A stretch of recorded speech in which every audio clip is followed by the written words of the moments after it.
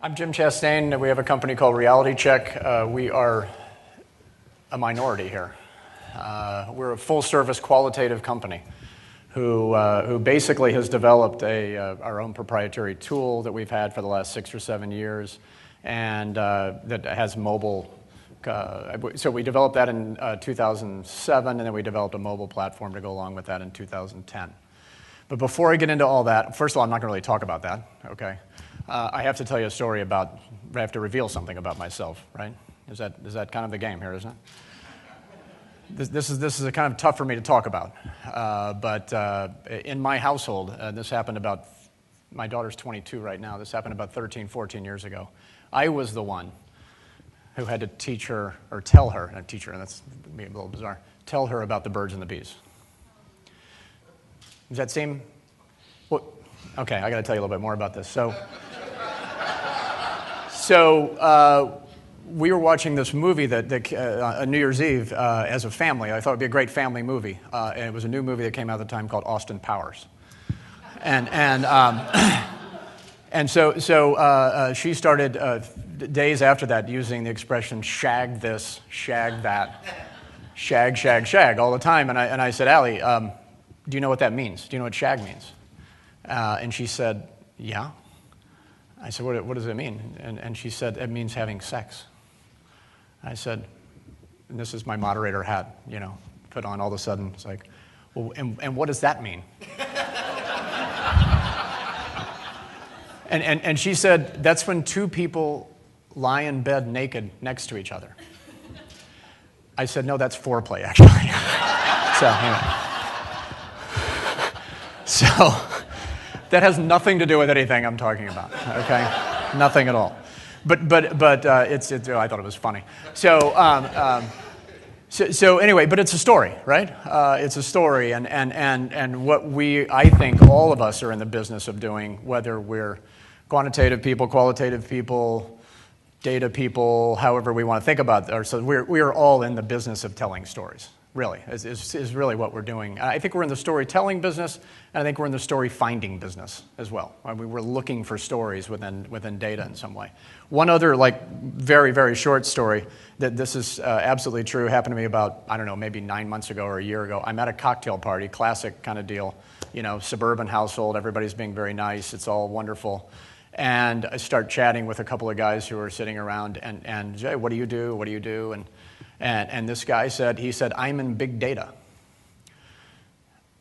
And I said, well, I have a marketing research company and qualitative, and we're not really, we're not really kind of in big data, And in that moment, I sort of felt like less of a man all of a sudden, I really did. I thought my masculinity is being threatened somewhat here. So what I decided, though, and in that moment, I said, well, actually, we're in little data.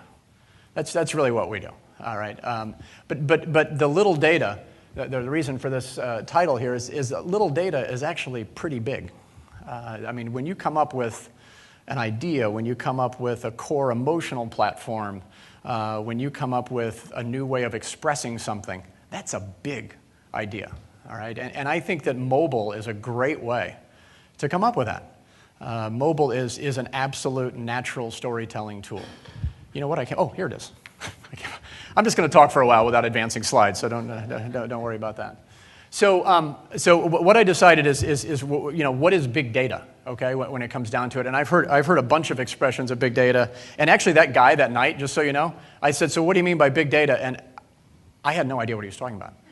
I really had no idea, and I thought he was kind of fumbling and mumbling through the whole thing anyway. So I thought, okay, well, I got to figure out what big data is, and so I went to the authority on big data, which is Wikipedia, by the way.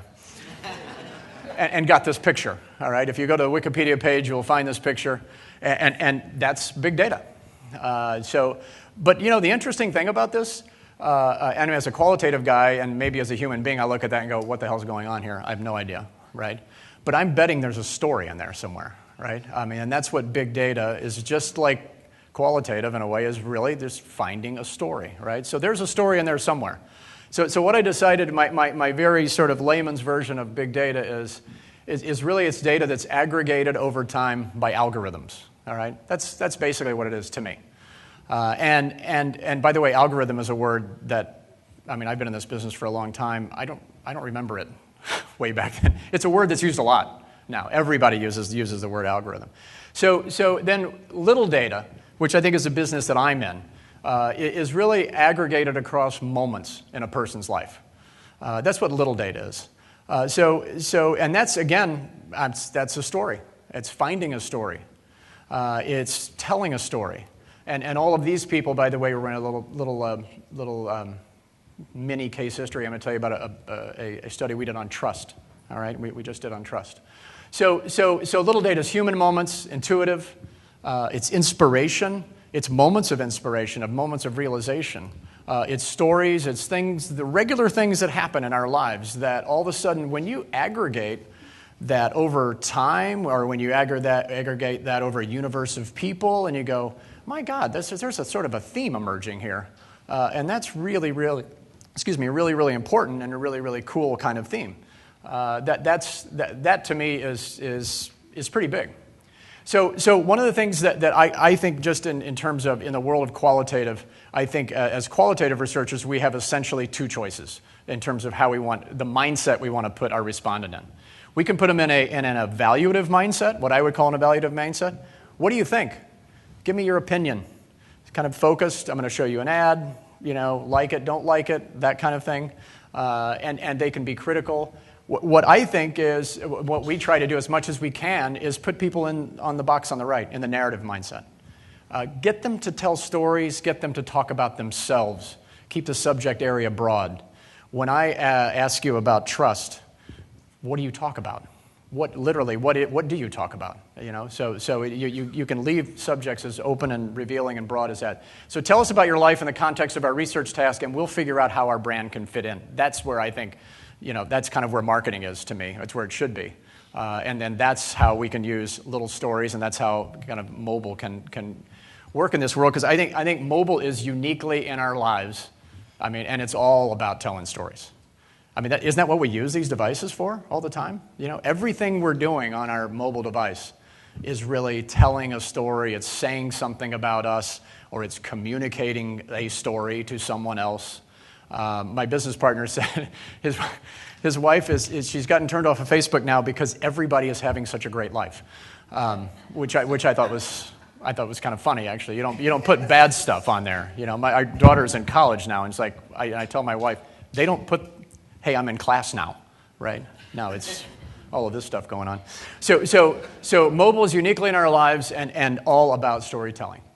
So I want to tell you a few different kinds of stories, I guess you could call them, all right? And these are three different projects that we've worked on where mobile is involved. And in all of these, just so we understand the state of play here, we have used a combination of our mobile platform that basically integrates with our platform, with our online platform, okay? So all of these are using mobile, but not mobile exclusively. Okay, so I want everybody to understand that. All right, so this first thing was a snacking client of ours. And what we did, what we asked people to do, which again, this blows me away because we're really, I mean, I've heard a lot of very technical and very interesting stuff here, but we're essentially asking them to do very simple things. Take some pictures of snacks in your life and tell us about what you're doing when you're eating them. I mean, that's not that hard, right? That's a pretty easy thing to do. And really the business objective was to really understand the emotional trigger and sort of points of pain around healthy snacking experience. So they were really trying to understand, what does healthy snacking mean? And we didn't ask people to have healthy snacks, but we were trying to kind of understand that. And what's interesting is, and I jump right to the conclusion here. I'm very bad at slow reveals. We're going right into it here. So the interesting thing that came out of this very quickly, as people are taking pictures throughout their lives of snacks, is that snacks really have a lot to do with security. I mean, Steve August was up here earlier today, and he was talking about proximity of phone, right?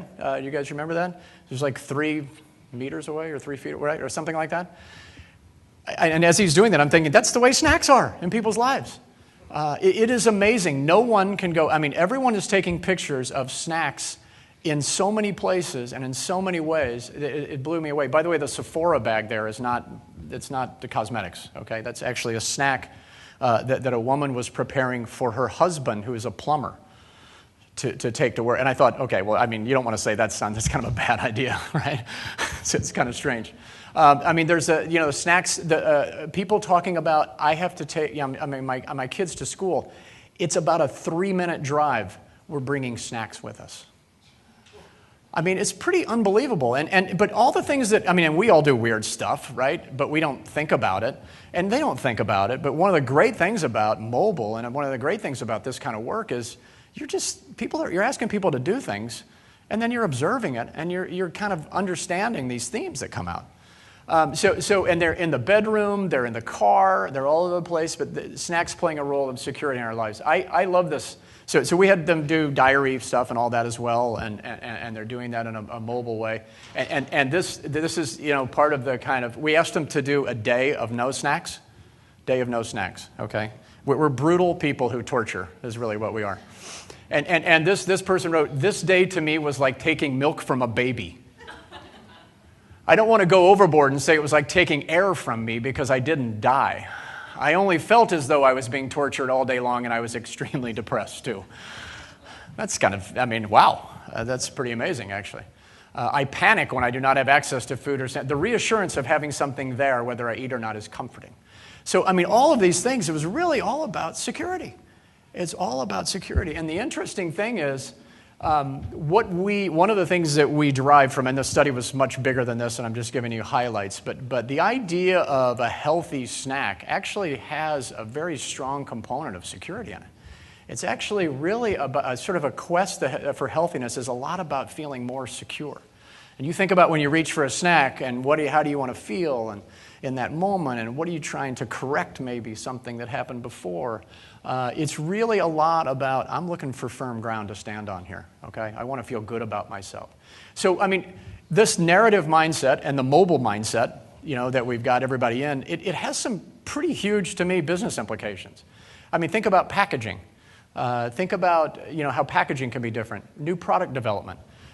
There's need states. There's 1 million need states out there. We're discovering new need states in this. Positioning and messaging and all those kinds of things. There's a lot of really cool, really big things, really big insights that can come out of, and big business changes that can come out of little data. So, retail, we like to torture people. So we had them, people who are loyal customers of a big retail chain, go 3 weeks without being able to go to the store. All right, 3 weeks without being able to go to the store. And we asked them to take pictures and upload pictures, take pictures of themselves and just kind of what they're feeling, and upload pictures and all those kinds of things. And really the business objective, any of you, I don't know if any of you works in retail or tried to position retail stores or those kinds of things. It's very hard. It's very hard, and I've done 1 million focus groups and interviews and all that. It's very hard to get somebody to talk emotionally about a store. It really is. So the business objective is really understand the emotional connection the store's most loyal shoppers have to the store. So we got all of these. I love this baby, right? Wah! Awesome. So when they're asked to not go to a store for 3 weeks and then post pictures about how it feels, it tells a story. It tells a story. So they saw the store as a comforting partner in their lives, and these themes started emerging. They're uploading pictures about emptiness, being bored, lost and lonely, and just this babe, you were taking something away from me that's so important, and so there's a relationship there. There's clearly a relationship there. This person said, "I feel like I've lost my best friend." It's like being in a hot air balloon with no direction, okay? So they saw this store as a comforting partner in their lives. Now that was, and there's a lot more to this story that I can't really tell and won't tell, but that was a sort of a foundation for, there's a whole new way we can talk to people now that we didn't really think about before. Because we were focused on something else. But now there's a kind of an emotional layer there that we can start to position against that's really, really interesting. And think about how this can, what you can do with store experience. If this is what you really want to feel, what can you do with store experience? What can you do with promotional strategy? What can you do with positioning and messaging and all those kinds of things?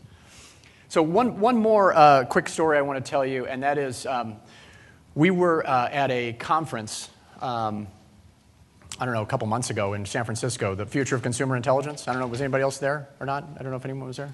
Yeah, Aaron was there. So one of the things that we heard a lot of at this conference was everyone's talking about trust, lack of trust, and all these kinds of things, and trust becoming a very, very big deal for brands and companies, and how can we regain trust, and everyone hates institutions and all those kinds of things now, right? So what we decided to do is do a quick little study on our own about trust using our platform. And so we had 3 generations taking or uploading pictures of people, places, and brands that embody trust, okay, and those that don't. And we just decided to do it by generation because honestly, because it's interesting, and just to see if there's anything there. And it was really, how do you experience trust in their lives? And so we asked them to upload this. And we have in our platform, we have a kind of a social space where they can all come and talk about it. So each generation had its own little space that they could come and comment and see what everybody else posted and all those kinds of things. Well, here was the interesting thing. So this is Gen Y. And I've just pulled together a kind of a bunch of the photos and the images and the brands and all those things. And one of the thing that in terms of how they talked about it, what kinds of pictures did they look at all the pictures of little kids, Look at all of the pictures. I mean, we've got nature, we've got innocent moments. And then you have these brands like Bluebell ice cream, seriously? And Amazon, I thought, was kind of strange. Although Amazon's a great company, but you think about Amazon, they're very transparent. Right? And they tell you everything. They're like a 5-year-old in the supermarket, right? They tell you everything.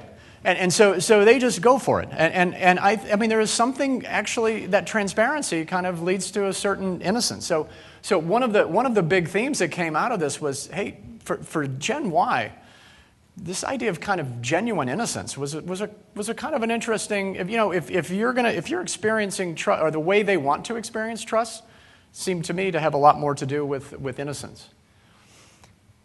Gen X, we probably have some Gen X people in here.